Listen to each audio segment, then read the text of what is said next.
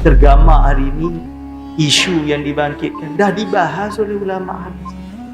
Ulama dulu dah habis bahas dah, masih disesat-sesatkan. Wahabi berjaya untuk memesongkan naratif seolah-olah tasawuf ini asing daripada Islam.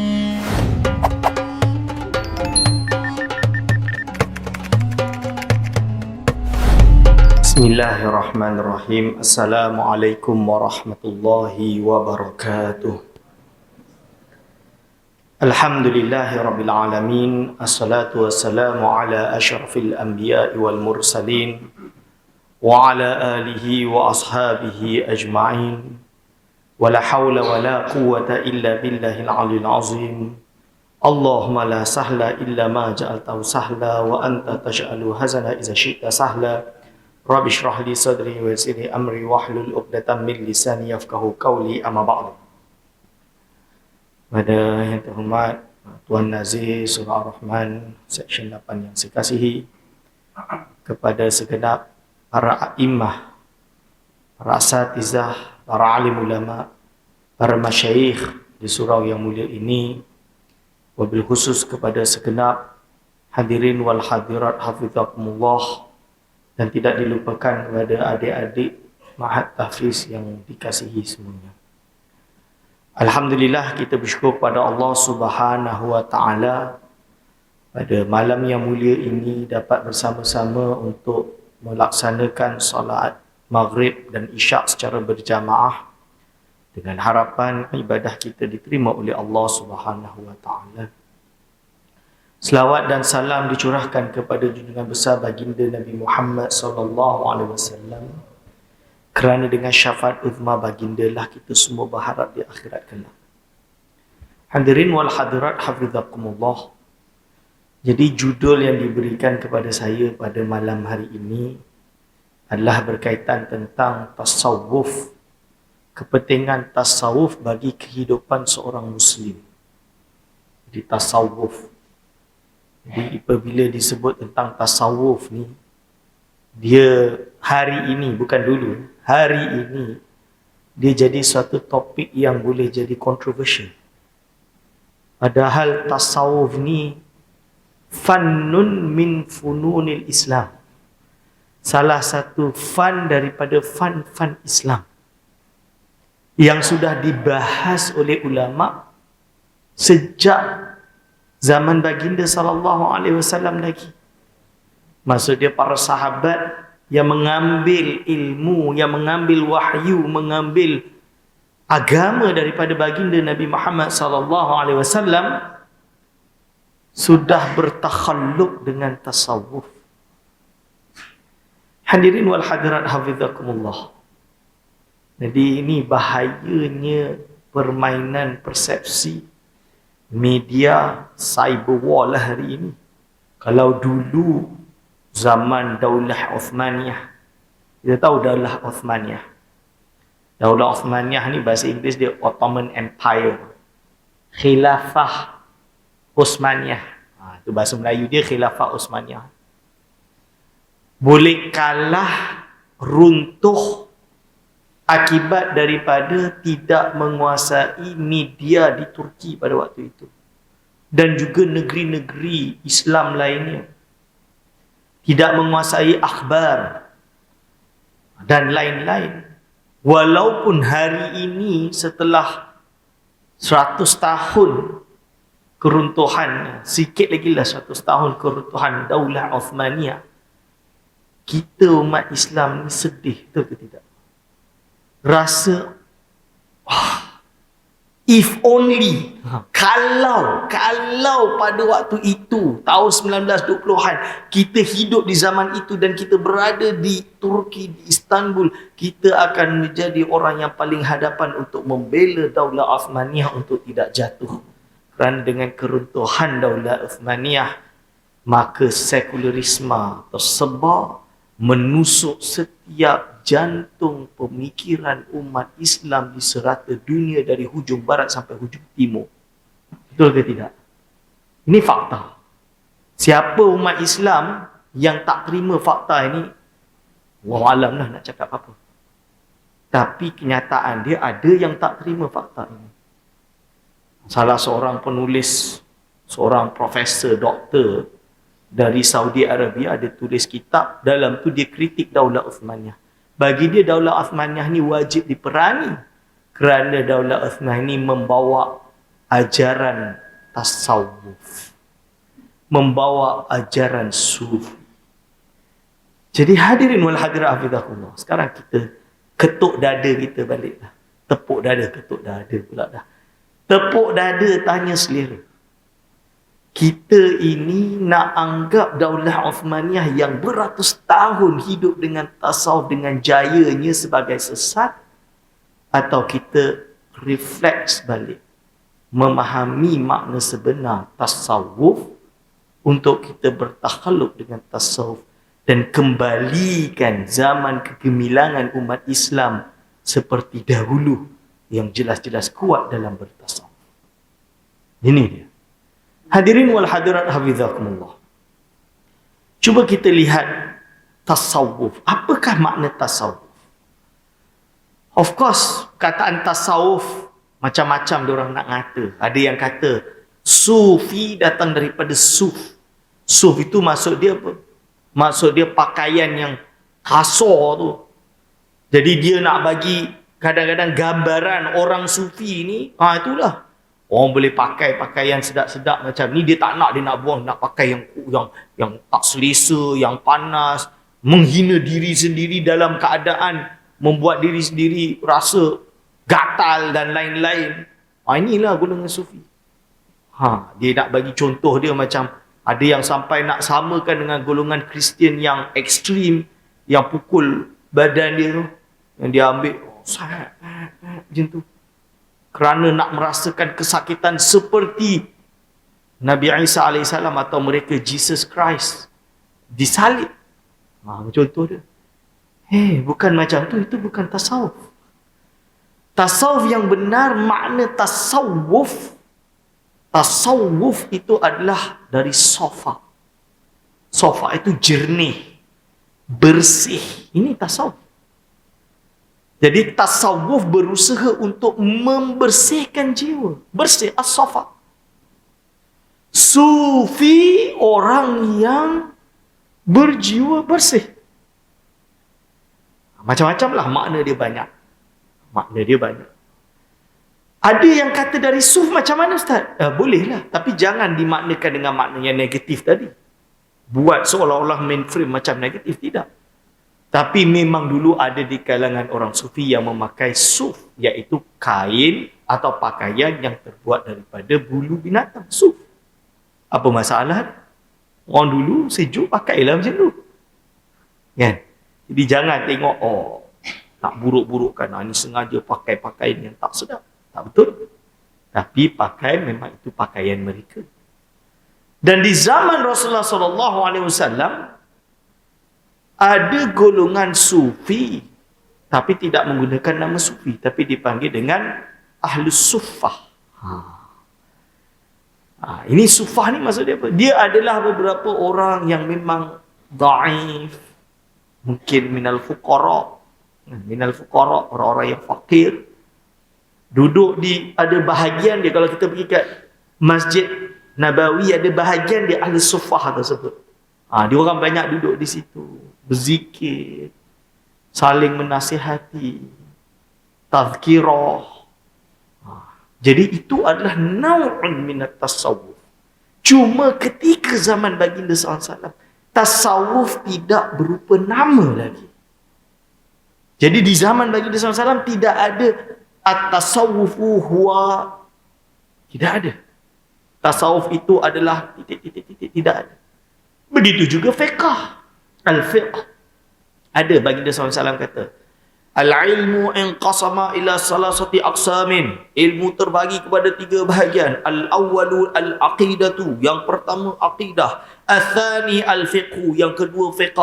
Al-thalithu at-tasawufu. Yang ketiga tasawuf. Ada tak? Tak ada lah tuan-tuan.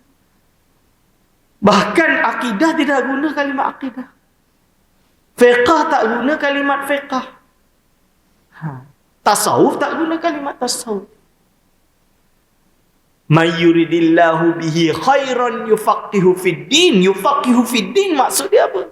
Faham. Allah menjadikan ia orang yang faham dalam hal agama. Berarti luas. Akidah, fiqh, tasawuf masuk dalam ayat tersebut. Cuma tasawuf itu sudah wujud tanpa nama. Ini yang berulang kali saya cerita. Saya di UIA, fakulti Econ. Saya di RKUD, tapi ada ceramah di Econs. Econs mean Faculty of Economy. So di situ ada satu Indian master or PhD student dia angkat tangan. Doctor, I want to ask a question. Marhaban. You've been talking about tasawuf. Can you give me one hadis that Prophet Muhammad SAW mentioned tasawuf in the hadis? Dia cakap begitu. Saya macam, okey, dia nak satu hadis yang baginda SAW sebut kalimat tasawuf. Saya jawab, brother, tasawuf exists in the time of Prophet without a name. As fiqh exists in the time of Prophet SAW, but without a name, tanpa nama. Tapi dia amalkan. Bukti dia apa? Selain ahli suffah tadi, dalam hadis Jibril alaihissalam bertemu baginda SAW, dan ketika itu ditanya mahwal Islam, disebut rukun Islam. Mahwal iman, disebut rukun iman yang 6. Mahwal ihsan, disebut tentang ihsan. Anta budallaha ka'annaka tarah fa in lam takun tarahu fa innahu yarak. Anta budallaha ka'annaka tarah, engkau beribadah kepada Allah seolah-olah engkau melihat Allah. Kalau engkau tidak melihat Allah, sesungguhnya Allah memang melihat engkau. Itu tasawuf al-ihsan. Al-ihsan huwa tasawuf. Ada hari ni kata, kita tolak tasawuf ni yang geng tarikat-tarikat. Itu kita tolak tu, khurafat tu.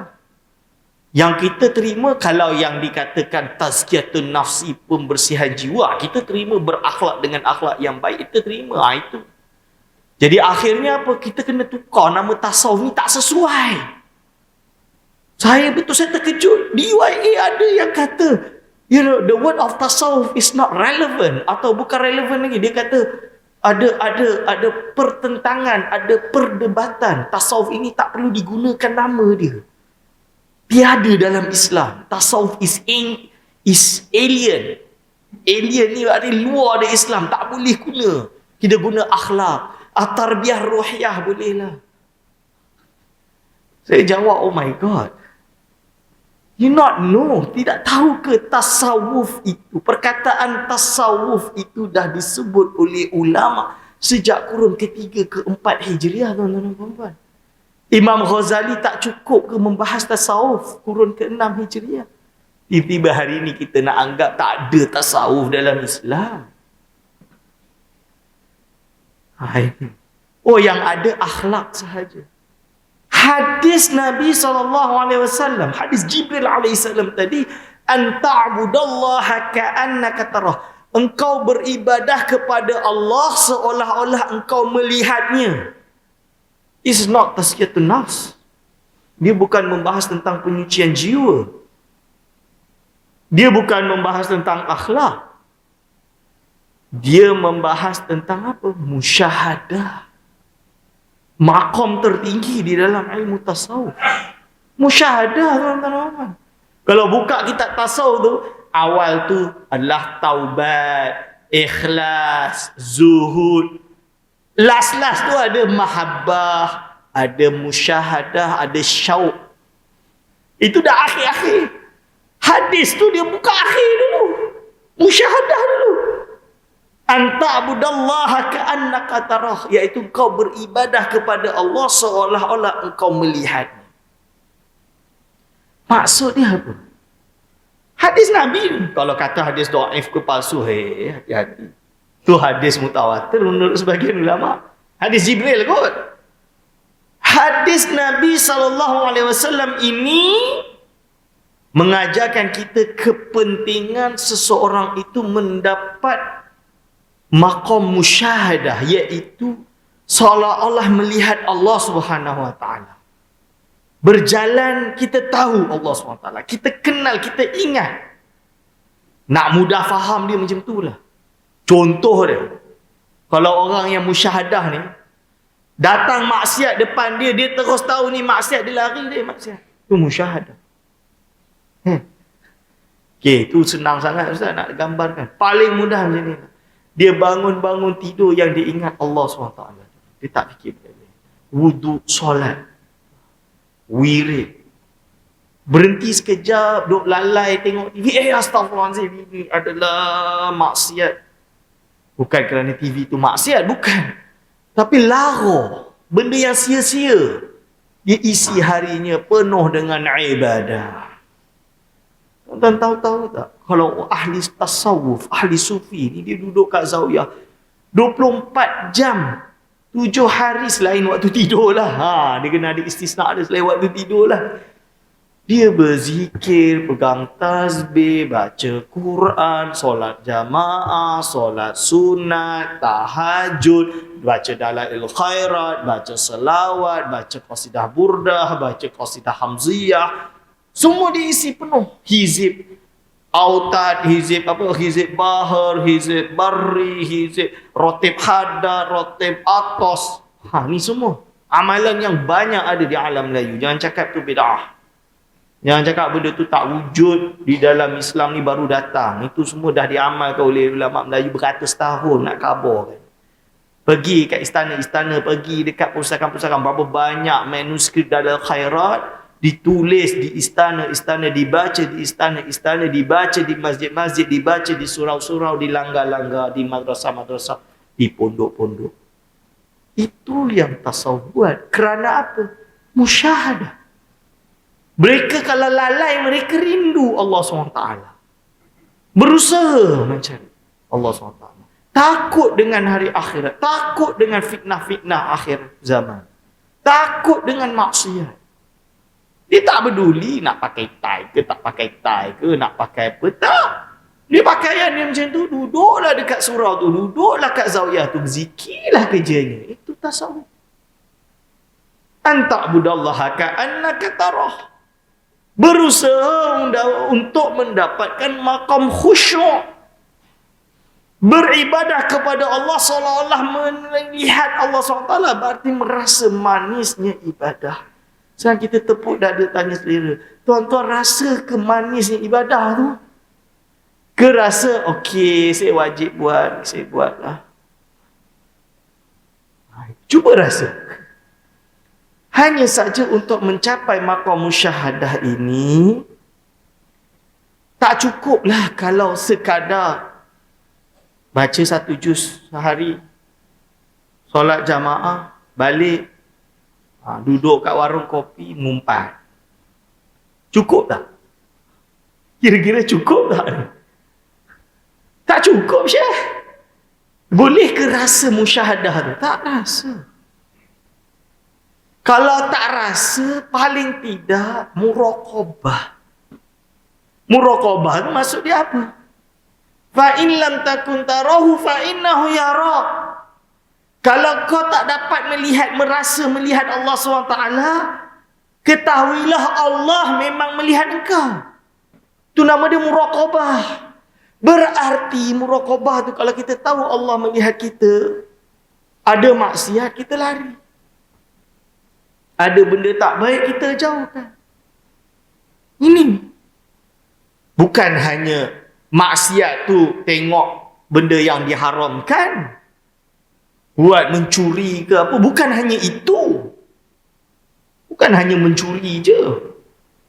Termasuk maksiat itu adalah su'udzon, sangka buruk kepada orang lain, orang yang soleh. Zahir dia kita tengok, dia solat 5 waktu, tak pernah tinggal jamaah.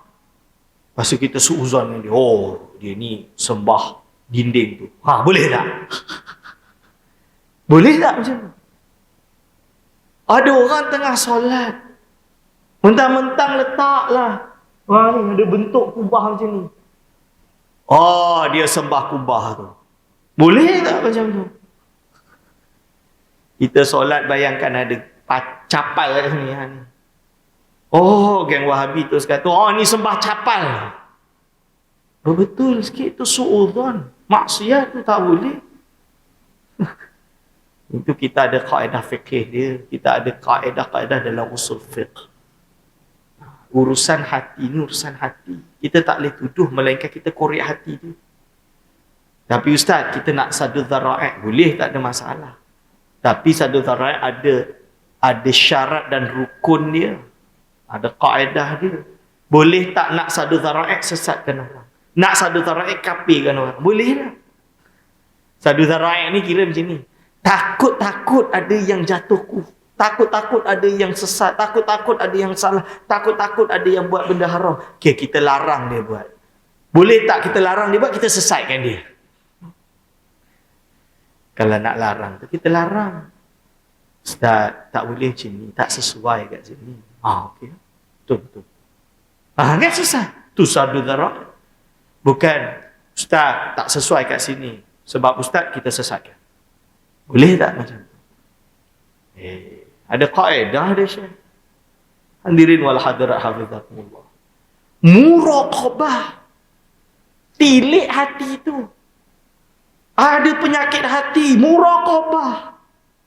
Allah dengar apa yang aku kata ni. Hasad dengki, Allah dengar. Orang tu tak kata macam tu, dia kata lain. Kita potong video dia, potong katuk.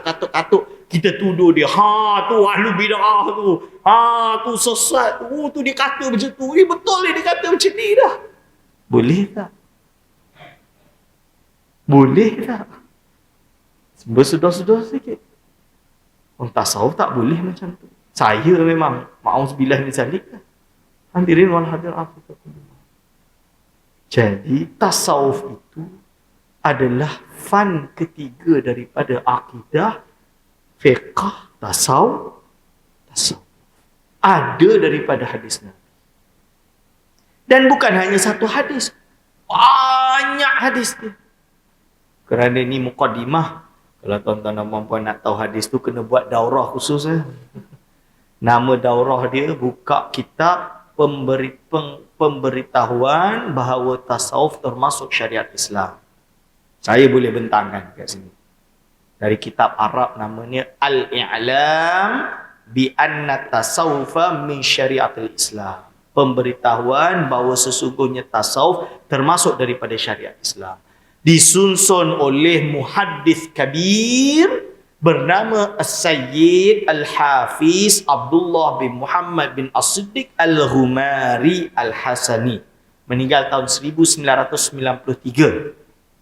Dia hafal, menurut riwayat guru saya, dia kata dia mengaji dengan Sidi Abdullah bin Siddiq Ghumari, Sahih Muslim, tak pegang kitab, duduk macam ni, dari awal sampai akhir ada kat dalam kotak dia. Sahih Muslim. Sahih Muslim. Hafal matan dan juga sanad. Semuanya dia hafal. Tergamak hari ini, isu yang dibangkitkan dah dibahas oleh ulama habis. Ulama dulu dah habis bahas dah. Masih disebut-sebut. Masih disesat-sesatkan. Masih nak frame orang, nak katakan orang yang tidak diperkatakan. Sebab tu kena buka kitab dan ngaji. Jadi tasawuf ini kenapa kita perlu pada hari ini? Betul, Wahabi berjaya untuk memesongkan naratif. Seolah-olah tasawuf ini asing daripada Islam. Sampai perbahasan karamat. Karamah sufiyah. Nak kaburkan dalam akidah. Ni bukan tasawuf ya. Akidah Islamiyah. Dalam ilmu akidah Islam, bahawa karamah itu wujud. Apakah itu karamah? Perkara yang mencari-cari adat yang berlaku kepada seorang yang bukan mendakwa kenabian, akan tapi dia orang yang soleh, iaitu wali Allah lah. Dia soleh, syariatnya dia jaga, dia memang bagus, Ketika dia solat pun solat dia baik. Contoh dia. Lalu dia ngaku Nabi tak? Tak. Sebab ngaku Nabi kufur lah. Setelah Nabi Muhammad SAW lah maksud dia. Lalu berlaku atas dia sebuah perkara yang mencari-cari adat. Mencari adat tu apa? Maaflah kalau Wahabi memang fail lah bab hukum adat, hukum akli, hukum syar'i. Fail. Adat contoh dia, api dibakar tak bakar ni adat. Jalan atas air adat. Tapi tak adalah nak kata benda tu berlaku, kena tergantunglah berita dia macam mana. Apa pun perkara yang mencari adat, kalau berlaku kepada seorang hamba yang soleh, menjaga syariat, tidak mengaku kenabian, itu dipanggil karamah. Karamah. Boleh terjadi? Boleh. Banyak terjadi. Disebut dalam kitab-kitab Tabaqat. Lalu hari ni kita nak apa? Kita nak kuburkan kitab Tabaqat tu. Seolah-olah kitab Tabaqat ni tak wujud. Bila baca je, cerita je, khurafat yang dikatakan. Salah satunya Syekh Abdul Qadir Al-Jailani radhiyallahu anhu. Jangan terkejut. Bila kita doa Syekh Abdul Qadir Jailani radhiyallahu anhu, pun ada hari ni kata radhiyallahu anhu tu untuk sahabat je. Ulama tak boleh.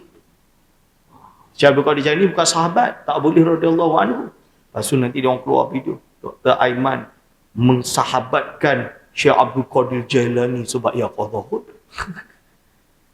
Siapa kata gitu?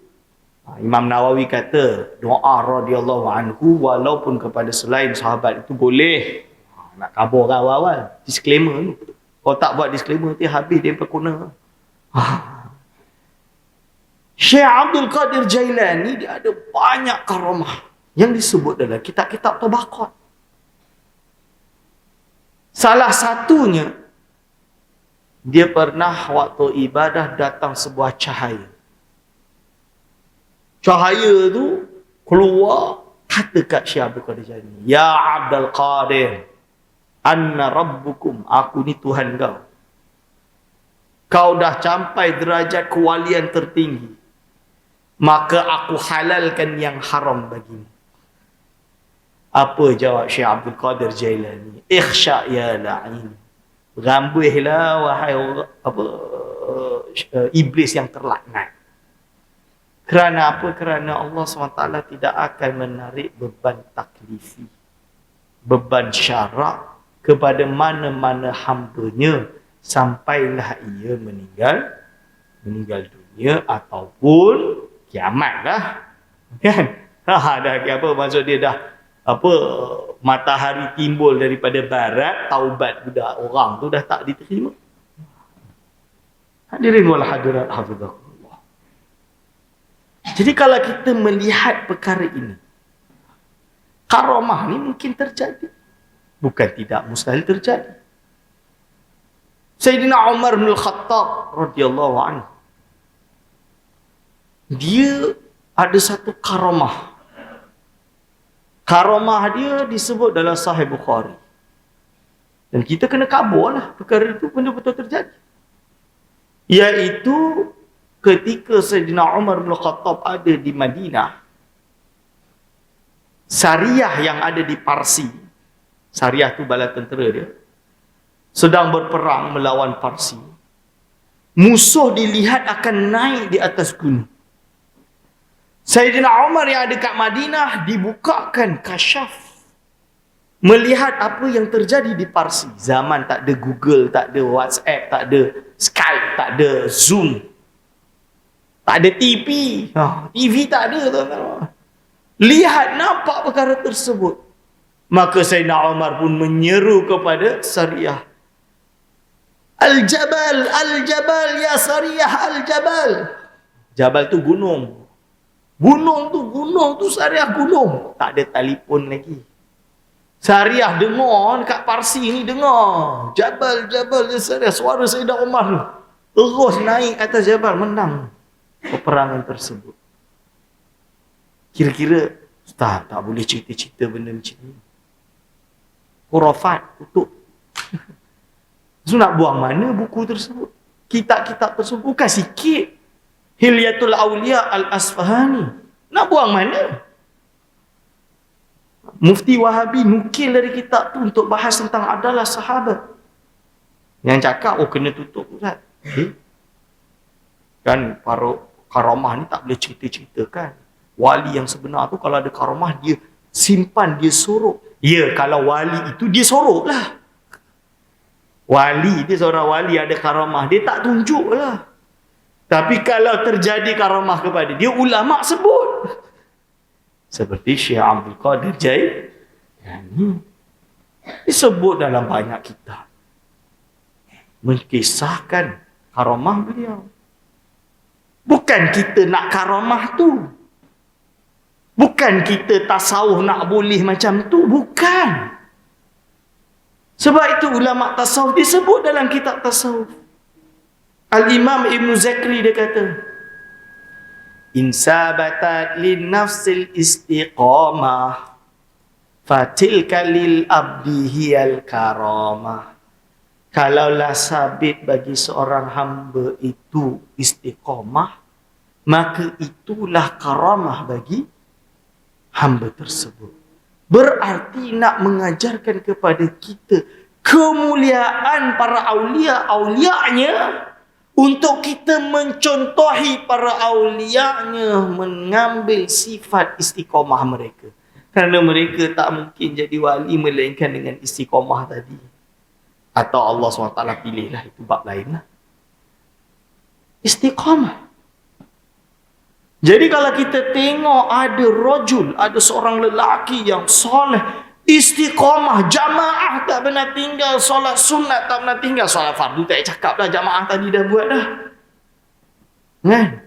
Puasa, hatinya lembut, istiqamah. Mesti baris soft pertama, mendapat takbir pertama imam.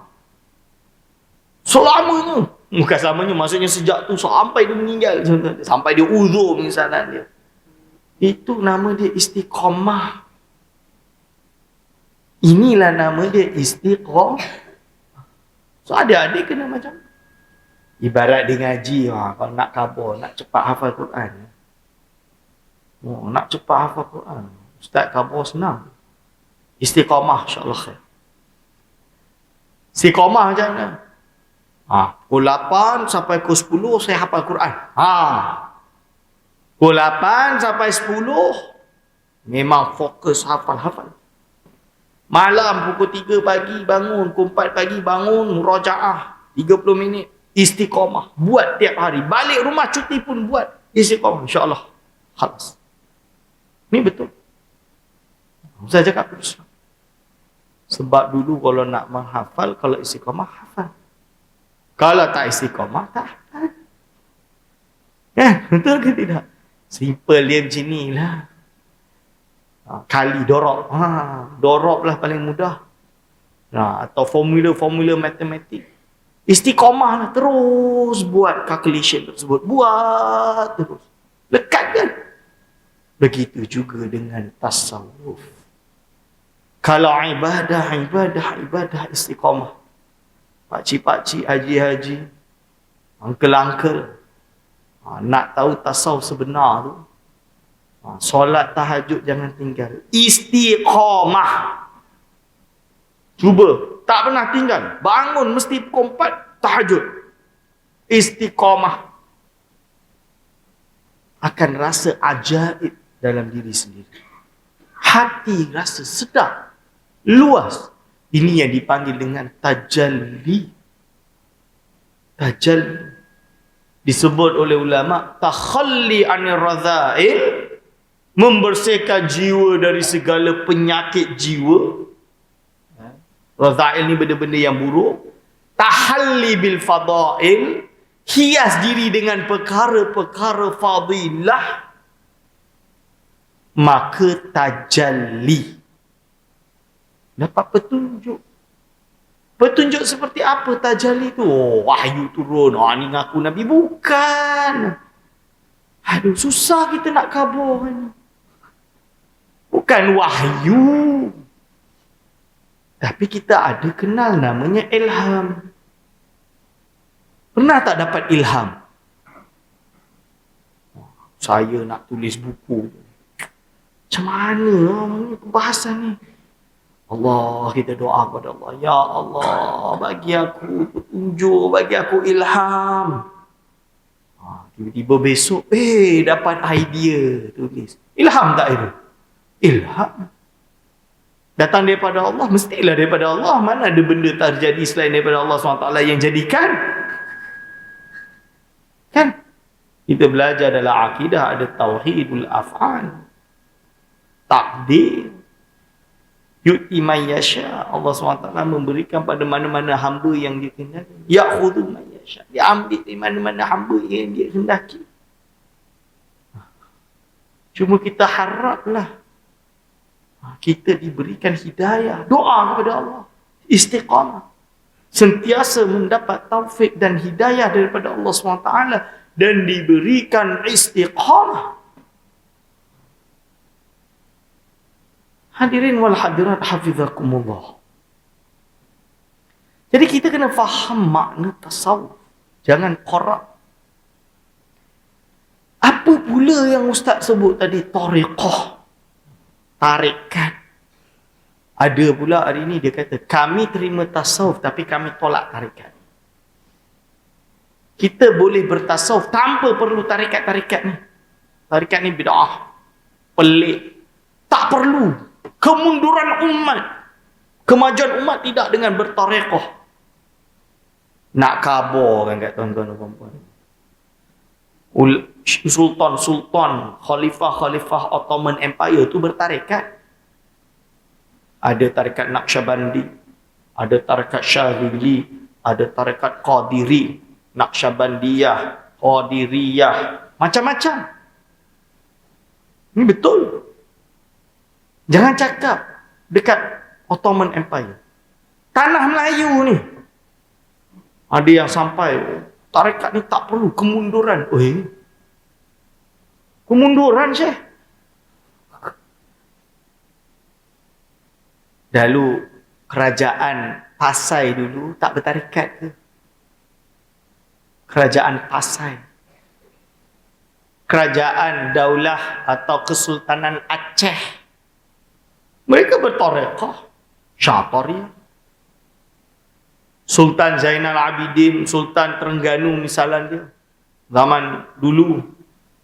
Toku Palohnya. Toku Melakanya. Itu semua tariqah. Ada yang Naqsyabandi.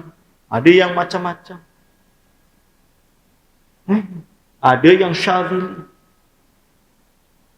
Kalau nak tahu di Semenanjung Malaysia, Negeri Sembilan tak payah jauh-jauh.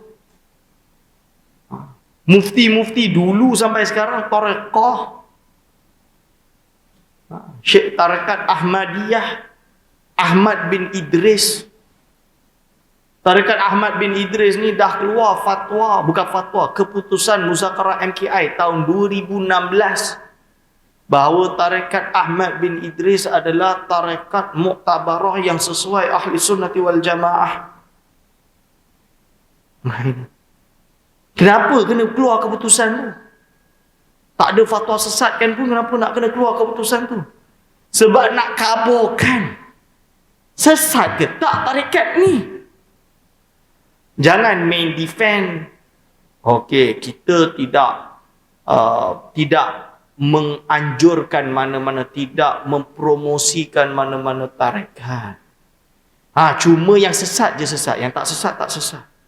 So kita nak tahu jap tarikat ni sesat ke tak sesat. Kalau tak ada keputusan bolehlah tukut. Tak berani. So nak kabur kan. Tarikat Ahmadiyah 2016 diwartakan atau dikeputusankan oleh muzakarah. Keputusan muzakarah MKI adalah tarikat yang muktabarah. Tarikat yang sesuai ahli sunnah wal jamaah. Beberapa tomahan yang ditomahkan dalam tarikat ini diselesaikan dalam keputusan tersebut. Boleh baca. Apa isu dia? Wahdatul wujud, Nur Muhammad, Rabitah, Tawasul, Istighosah. Itu diselesaikan kat situ. Disebut baca NAS tahun 2016. Cetak buku tu dah cetak. Minta kat JAKIM. Kalau tak nak bagi, minta saya sebagai rakyat berhak untuk mengetahui keputusan tersebut. Tak payah nak sorok-sorok. Bagi je terus. Keputusan Muzakarah MKI. Sorok-sorok. Mana boleh? Ni contoh dia saya baca. Di Malaysia, tarikat ini juga berpegang kepada mazhab Syafi'i dari sudut fiqh, mazhab Asy'ariyah dari sudut akidah dan mazhab Junaidiyah Al-Ghazaliyah serta Syadziliyah dari sudut tasawuf, tarikat Ahmadiyah. Terdapat beberapa perkara dalam tarikat Ahmadiyah Idrisiyah yang memerlukan penelitian dan penjelasan melalui metodologi ilmu tasawuf, antaranya bai'ah dan talqin, lafaz-lafaz zikir, yaqadhah, Nur Muhammad dan wahdatul wujud yang mungkin menimbulkan salah faham di dalam. Sehubungan dengan itu, Muzakarah memutuskan bahawa kandungan zikir, selawat dan tahlil yang terdapat di dalam pengamalan tarikat Ahmadiyah Idrisiyah tidak bertentangan dengan unsur-unsur akidah Ahli Sunnah wal Jamaah. Aspek berkaitan kepercayaan dan amalan dalam tarikat Ahmadiyah Idrisiyah yang diamalkan oleh semua cabang-cabang tarikat Ahmadiyah Idrisiyah di Malaysia tidak bertentangan dengan prinsip akidah dan syariat Islam dalam kerangka Ahli Sunnah wal Jamaah. Ini keputusan Muzakarah MKI 2016. Saya tak balik lagi. Jangan kata kita duk ubah-ubah hukum ke apa. Bukan. Ini saya belum balik ni. 2016. Muzakarah MKI yang memutuskan. Dalam erti tuan-tuan, tuhmahan yang dilemparkan kepada tarekat-tarekat ini adalah tuhmahan yang kadang-kadang dibuat oleh golongan-golongan Wahabi untuk memburuk-burukkan tarekat. Kalau tidak memahaminya dengan metodologi yang benar, maka salah faham akan timbul. Fitnah akan timbul. Belum lagi tuduh, menuduh, accusation. Ini lebih bahaya. Tak tahu isi hati cakap. Orang, tak payah ke orang tarikat. Tuan-tuan dan puan-puan cuba pergi kubur, mak bapak ke, angkat tangan doa, orang ambil snap gambar. Tak. Dia menyembah kubur, meminta-minta kepada pemilik kubur. Macam mana? Macam mana? Nak biar kan? Oh, sadu taraik tak boleh langsung. Pagar kubur. Kita nak ziarah mak bapak pun bid'ah jadi dia. Padahal Rasulullah SAW bersabda, itu kuntu nahaitukum an ziyaratil kuburi ala fazuruha. Nah, sekarang kau ziarah dia. Ziarah kubur. Imam Ghazali sebut dalam kitab Ihya Ulumuddin, faedah ziarah kubur, salah satu dia tabarruk, lebih-lebih lagi kubur para wali. Hari ini terus allergic, pergi kubur je dituduh sembah kubur. Nak khabarkan dia, nak kabarkan dia, nak bagi tahu ni, nak habar ni, terserahlah bahasa mana. Hadirin wal hadirat hafizakumullah. Ulama dulu tak ada masalah orang pergi ziarah kubur, berdoa, bertawasul, beristighasah di kubur. Tak ada masalah. Orang yang pergi kubur, pergi bertawasul tu, dia tak ingat pun sahib kubur tu Tuhan.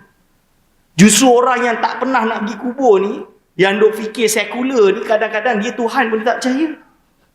Makan ubat, dia kata ubat ni yang sembuhkan. Pergi kubur buat apa? Tak manfaat pun bagi dia.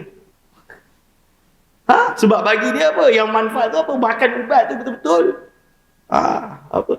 Kekayaan ni yang benar, sebenarnya zahir ni yang betul. Kadang dia orang tak percaya Tuhan pun. Golongan atheism dan lain-lain. Tapi orang-orang yang soleh, kita ni yang hati lembut, ingat mak bapak, ingin menghadiahkan Fatihah kepada mereka, nak baca Yasin, mereka dah tinggalkan kita. Biarlah hubungan kita yang hidup dengan mati itu ada ikatan rohani. Mengingati mereka dengan membaca ayat Al-Quran, ihda' kepada mereka, bertawasul dengan para awliya'nya, dengan Nabi Muhammad SAW. Ulama tak larang. Ulama tak larang. Bahkan dianjurkan, mubah, jaiz, jawaz. Siapa yang bolehkan Ustaz? Saya belajar kat sekolah, syirik. Mungkin ada sekolah kat sini kata syirik. Itu jaga-jaga sekolah. Khutbah Jumaat kat Selangor ni tawassul je. Yang kedua, Imam Nawawi rahimahullah. Kalau Imam Nawawi itu sesat, saya tak tahu dah khabarkan lah. Imam Nawawi ni, dia sebut dalam kitab Majmu' Imam Nawawi Syarah Muhadzab. Kau pergi Madinah, kan? Pergi Madinah, pergi ke makam, pergi ke Raudhah, solat 2 rakaat, pergi depan, pandang kiri, lurih jalan sampai ke makam Rasulullah SAW. Kau pandang wajah baginda SAW membelakangi kiblat. Maksud dia Kaabah kat belakang lah kira. Kita pandang wajah baginda SAW. Al-wajhu asy-syarif. Lalu kau beristishfa' dengan dia. Tawasul dengan dia. Ini Imam Nawawi. Maksud dia bagi hujah dia apa? Kisah para sahabat dan lain-lain tentang kisah Al-Udbi, Al-A'rabi dan tak ingatlah detail dia. Bagaimana mereka bertawasul kepada baginda sallallahu alaihi wasallam. Tiba-tiba datang hari ini kelompok yang menjatuhkan Daulah Uthmaniyah. Kelompok yang, which is basically is true. Few years ago, ada ISIS, ada Daesh. Diorang ni runtuhkan kubur-kubur wali tu, diruntuhkan, dibom ni, dijatuhkannya. Bahkan seorang perpustakawan di perpustakaan atau di Jami' Tumbuktu, Jami' Kabir Tumbuktu. Tumbuktu ni dekat Mali. Dia datang Morocco, cerita kat kami dekat satu majlis kat Darul Hadis Hasaniyah. Dia cerita geng Salafi, Wahabi yang ekstrim ni datang pergi ke Masjid Tumbuktu nak cari manuskrip, nak bakar. Nasib baik bila dah dengar dia orang dah nak jajah Tumbuktu tu, pemilik pustakaan tu masukkan manuskrip dalam tong-tong besi, naikkan atas keldai. Banyak tu. Berdiri jalan dekat padang pasir. Cerita dia. Dia tinggalkan sikit je mushaf-mushaf yang baru, yang tak ada, biar ada untuk dibakar. Kalau tak nanti dia pergi cari kan. Dia seolah-olah tu lah manuskrip dia. Terpaksa tinggalkan sikit, yang lain dia bawa lagi. Sekarang tersimpan di perpustakaan di ibu kota Mali. Dia cerita. Memang ada dibakar kan ya. Betul je. Manuskrip dibakar, dia kata apa? Kitab syirik. Ihya Ulumuddin tu dia kata khurafat. Kitab Ihya Ulumuddin. Tak payah Ihya Ulumuddin. Syekh Abdul Samad Qalimbani dia karang kitab nama dia Siyarus Salikin, Hidayatus Salikin. Diharamkan Syekh. Dikatakan sesat kitab tu kitab ulama Melayu dulu. Dibaca di istana-istana, dibaca di masjid-masjid, dibaca di zawiyah-zawiyah, di surau-surau, tiba-tiba keluar keputusan. Sesat. Macam mana? Boleh. Ni kalau nak tahu masalah kita, ini kita khabarkan ni. Sebab itulah tuan-tuan dan puan-puan hadirin wal hadirat hafizakumullah. Tasawuf ini penting, tak boleh hilang. 3 ilmu yang wajib ada dalam setiap umat Islam. Akidah, fiqah dan tasawuf. Kalau ada orang ngaku sufi tapi tak nak solat, kita tolak dia. Ketuk dia. Kalau dia tengah mabuk, kita sedorkan dia. Mabuk kepayang misalnya dia. Kita sedorkan dia. Kalau dah mabuk sentiasa tak nak buat apa lah, macam orang gila. Nak buat macam mana orang gila? Gila kepayang misalnya. Itu lain lah. Majzub. Itu bab lain. Hadirin wal hadirat hafizakumullah. Tapi kalau ada yang pegang tasawuf, pegang fiqah tolak tasawuf, ini juga susah. Macam mana dengan jiwa dia? Hari ini di Malaysia berapa banyak orang kena depression, anxiety, sakit jiwa. Saya ada mahasiswi perempuan. Masuk, the first thing dia datang, "Doktor, you might not be able to see me every week." Huh? Why? I have to go to HKL. Why? Psychiatric treatment. Oh my God, saya terkejut. Muda, umur 18, 19, 20 kot. Dah kena pergi psychiatric treatment. Depression, anxiety. Sakit macam tu dia pergi ke psychiatric. Bukan nak kata kita tolak psychiatric. Tak. Nak kabarkan dia. Ulama dulu pun tahu penyakit jiwa ini ada pada setiap insan. Penyakit jiwa ni ada pada setiap insan. Cuma zaman dulu diorang tak ada psikiatrik. Mereka sakit jiwa, mereka pergi jumpa guru mursyid. Menadah dengan guru mursyid, tanya, "Syekh, ana ada muskilah, mahwal muskil. Saya geram betul lah ni. Duit saya hilang, saya kena rompak, saya kena curi, saya kena ni." Ada kisah seorang syekh nama dia Sidi Abdul Qadir Fasil Fihri. Dia ni tak kaya, miskin, baru habis belajar, nak balik kampung for good, jadi alim dah. Alim syekh. Naik kedai ke kuda ke tak tahu, jalan-jalan kena rompak habis. Semua kena rompak. Patah balik ke Fes. Jumpa mursyid dia. "Syekh, hilang habis. Saya nak balik susah. Tak boleh buat macam mana?"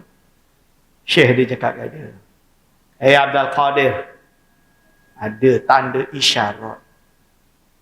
Isyarat dia, entah kena duduk dekat Fes ni. Tak payah keluar, duduk je kat Fes ni, kau mengajar dekat Fes ni. Jadi syekh kat Qarawin, ngisi Qarawin. Akhirnya dia pun sami'na wa ata'na dengan syekh. Kita hari ini, syekh dia kata, "Tak payah balik lah, duduk sini lah, tolong teruskan madrasah ni."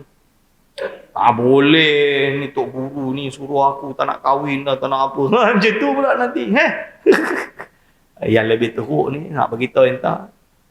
Ada madrasah, belajar dengan tok guru tu 6 tahun, dah jadi alim. Tok guru tu minta tolong, "Boleh tak tolong mengajar kat pondok ni?" "Boleh."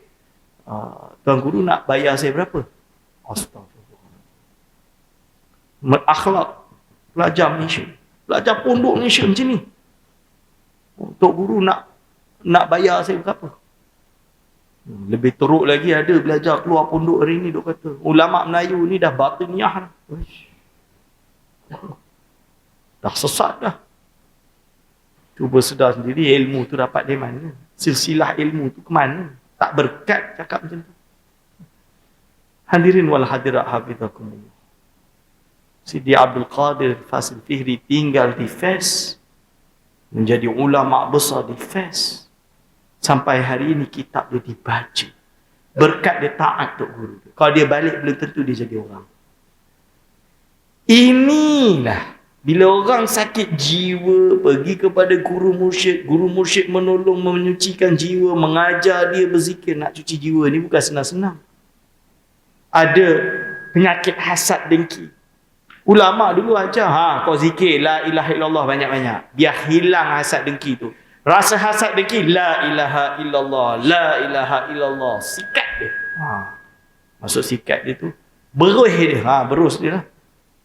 Bagi bersih kan. Itu guna dia zikir.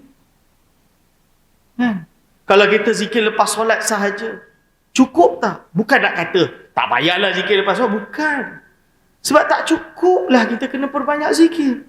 Boleh tak Ustaz saya nak buat zikir sendiri? Janganlah. Itulah guna jumpa guru mursyid. Dia ajar kita zikir, kita ikut zikir. Itu nama dia talqin zikir. Macam yang saya baca tadi. Boleh talqin zikir. Berapa ribu, berapa ratus. Kod kemampuan. Guru mursyid tanya, kau mampu berapa? Banyak ni? Okey, ni banyak ni okey. So dipantau, dilihat.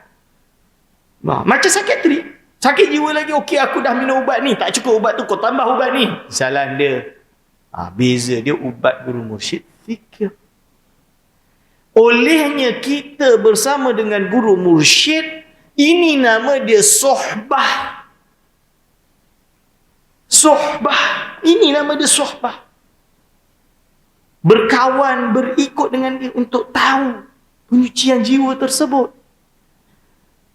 Kalaulah akidah ada mazhab Asy'ariyah, Maturidiyah, Mu'tazilah, Jabariyah, Wahabiyah dan lain-lain.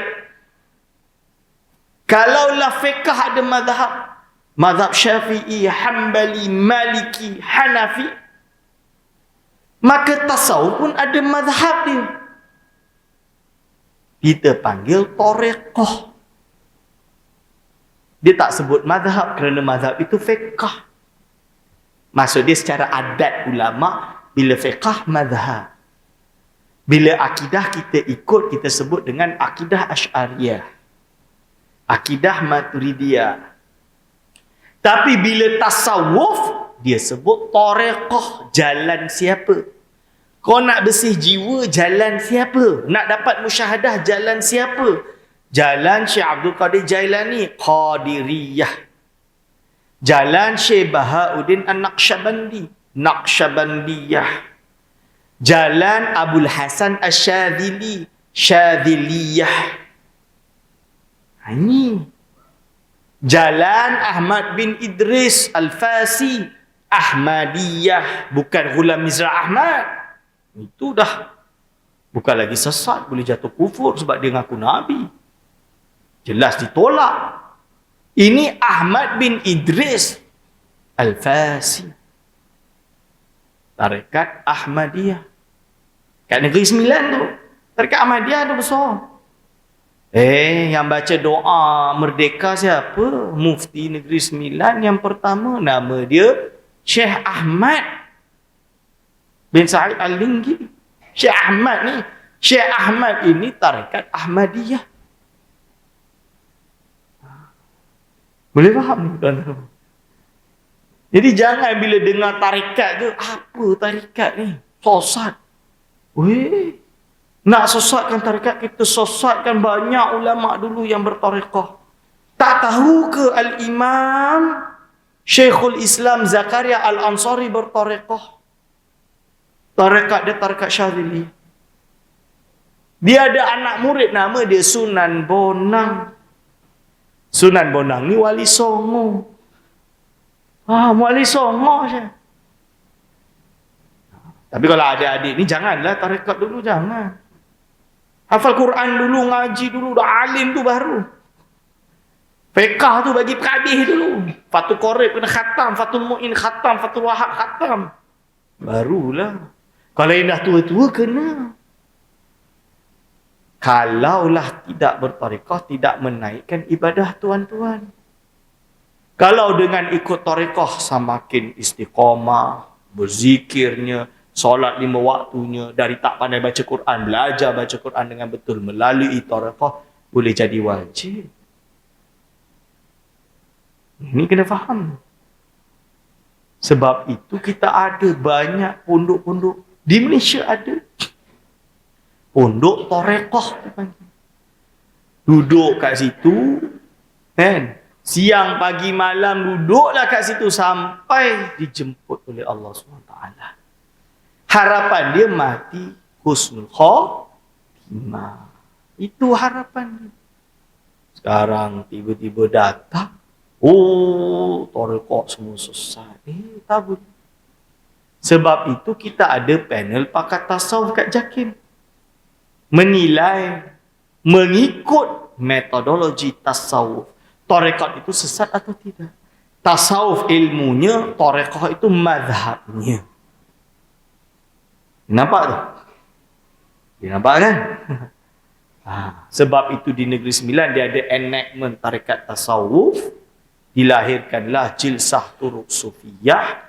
Orang-orang tarekat yang hebat-hebat, yang tahu metodologi tarekah tasawuf, menilai seseorang ni layak ke tak layak. Tak layak, ditolak.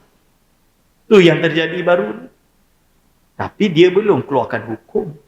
Orang netizen dah melompat-lompat dah. Sosat. Dah dulu. dia masih dikaji. Walaupun of course kita tahu ada unsur-unsur itu dan ditolak. Tapi parameter dia macam mana? Mereka jelas parameter dia. Tunggu mesyuarat Jawatan Kuasa Fatwa Negeri Sembilan menilai kembali. Tapi kalau nak ikut parameter Wahabi, susahlah Syekh. Zikir Allah, Allah, Allah bid'ah. Zikir Allah, Allah, Allah tu bid'ah, tuan-tuan. Tak ada makna. Allah dia kata tak ada makna. Jadi tuan-tuan, Allah tertinggal kunci dah, bid'ah Syekh. Rasul tak pernah sebut macam tu. Jadi itu yang paling simple. Belum lagi nak masuk perbahasan yang lebih sulit. Kita uraikan satu persatu mengikut tadok, iaitu terminologi yang betul. Terminologi tasawuf yang betul. Ini diterangkan kepada mereka. Tak faham-faham. Baik, insya-Allah hadirin wal hadirat hafizakumullah. Tak ada yang kata orang tak ikut tarekat ibadah tak diterima. Tak betul. Tak kata macam tu. Tak betul. Cuma kalau akhlak, penyucian jiwa dan perkara fardu ain lain yang tidak terlaksana melainkan ikut tarekat, maka bagi fulan tersebut jadi wajib. Boleh faham macam tu? Saya bagi contoh. Di Indonesia, dia ada masyarakat dipanggil abangan. Abangan ni macam orang Islam, IC Islam, tapi tak solat, tak apa. Betul? So ada di kalangan mereka yang dah tua baru sedar. Baru sedar tentang ibadah. Baru nak belajar baca Quran. Baru nak belajar solat. So kalau dia pergi masuk madrasah, susahlah kan. Kan nak masuk madrasah tahfiz kot. Oh, pakcik dah tua tak boleh. Ini contoh dia. So satu-satunya cara, kadang-kadang kalau nak dengar, tak ustaz, kita majlis taklim kat masjid je, cukup ke? Majlis taklim kat masjid, kadang ceramah macam saya ceramah, saya tak kata cara solat, takbiratul ihram, nawaitu, tak sebut. Oh, camp ibadah nak belajar fardu ain, PAFA tu kat sekolah.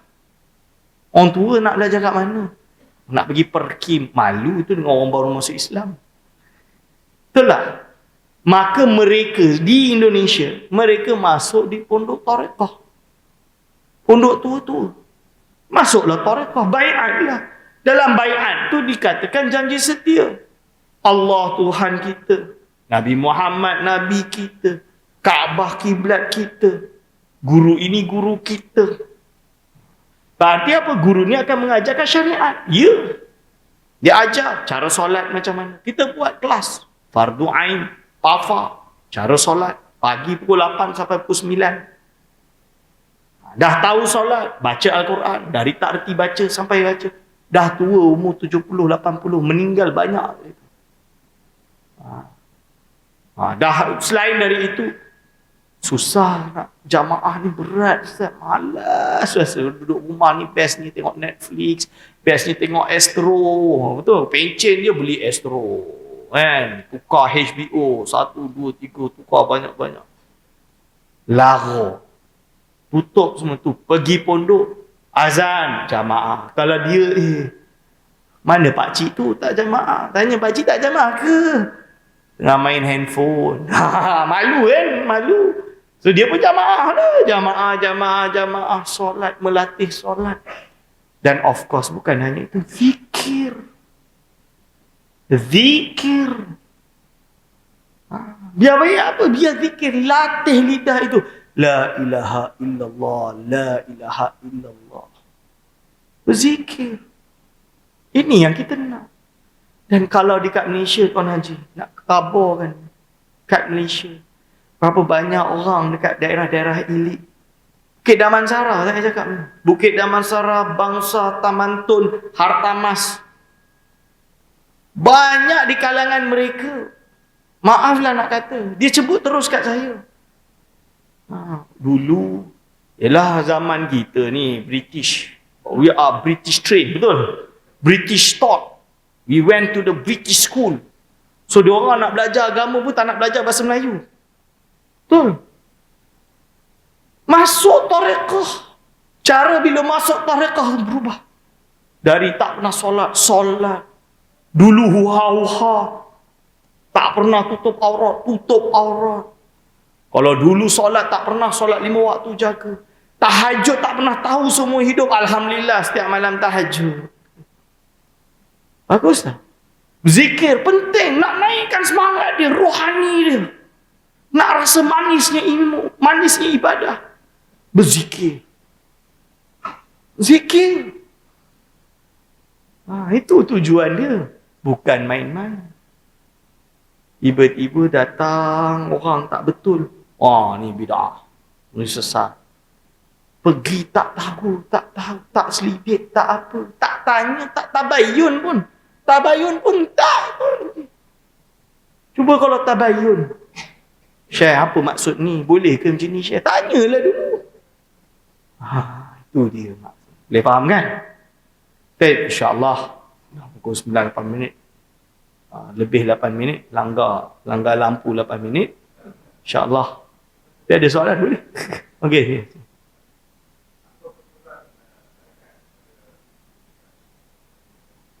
Keperluan? Tarekat apa keperluan dia? Apakah suatu keperluan seperti yang saya sebut?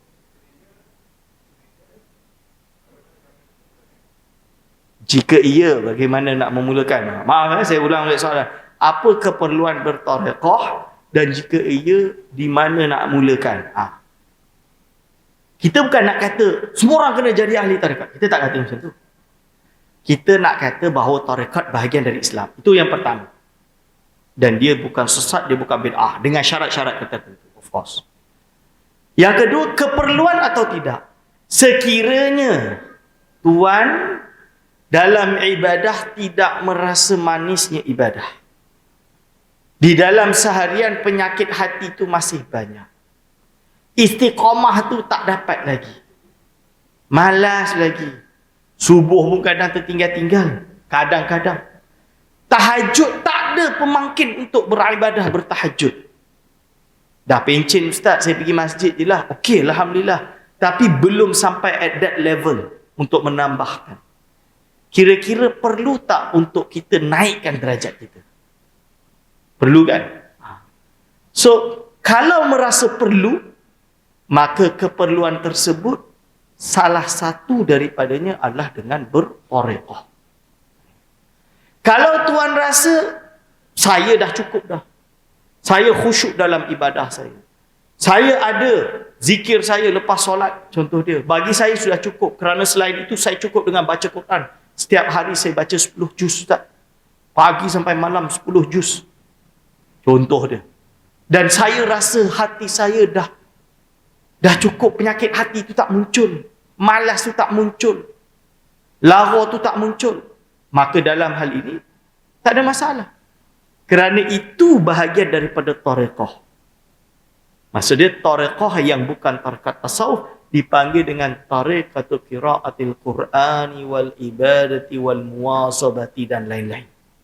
Seperti halnya orang yang hafal Quran, dia mungkin tak tahu benda lain, dia tak ikut tarekat tasawuf, tarekat apa, tapi dia jaga hafazan dia, dia ajar murid hafazan dia, dia betulkan qiraat 7. Maksud dia ada qiraat 7, betulkan murid dia cara membaca qiraat 7. Itu tarekah bagi dia menuju Allah Subhanahu wa taala. Ini boleh faham? Seumpama ia, bagaimana untuk memulanya? Jadi sebab itu kita ada tarekah muktabarah yang berdaftar. Didaftarkan. Bila dah berdaftar, kita tahu dia itu betul. Bila betul, kita pergi jumpa guru tersebut, ambil bai'ah dan ikut zikir yang diadakan. Pengajian yang diadakan. Jamaah yang diadakan. Istiqamah. Jangan pula kata bila dah ikut ni, saya tak nak sembahyang kat masjid tu sebab masjid tu tidak bertarekat. Itu tak betul. Orang tak kata macam tu. Maksud dia, kita boleh tetap jamaah di mana-mana masjid sekalipun. Tapi kita ada bekalan ijazah zikir. Amalkan itu tariqah. Amalkan zikir tersebut. Apa zikir berapa kali, berapa ratus, 176 kali la ilaha illallah setelah solat. Maka zikirlah la ilaha illallah setelah solat. Ikut prosedur tersebut. Dan ini diamalkan dari ulama dulu sampai hari ini. Ini. Boleh faham tuan-tuan? Itu yang dimaksud dengan tariqah. Tapi kalau ustaz saya memilih untuk tidak, tak ada masalah. No problem. So semua orang tepuk dada tanya selera, tahu iman masing-masing. Itu maksudnya. Tapi mulut kena jaga. Jangan tak bertariqah duk kutuk tarekat. Saya tutup dengan majlis ini sebuah hadis baginda sallallahu alaihi wasallam, man adali waliyan faqad adzantu lahu bil harb. Faqad adzantuhu bil harb.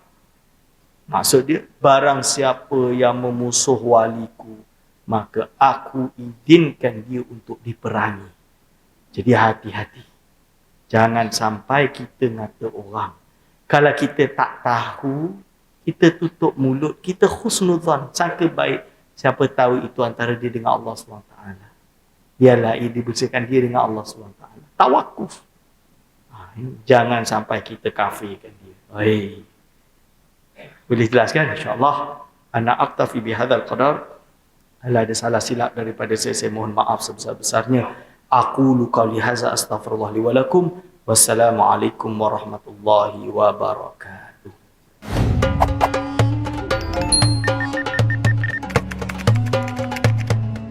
Siapa cakap kalau di sebalik musibah tu, maka ia membuka pintu syaitan nak menggoreng lagi dalam jiwa kita. Itulah aku dah cakap lama kau tak dengar semayang lagi. Kau semayang tak semayang sama memang lagi dah. Itu Nabi ajar kita. Jangan lupa kalau-kalau. Jadilah apa nak buat.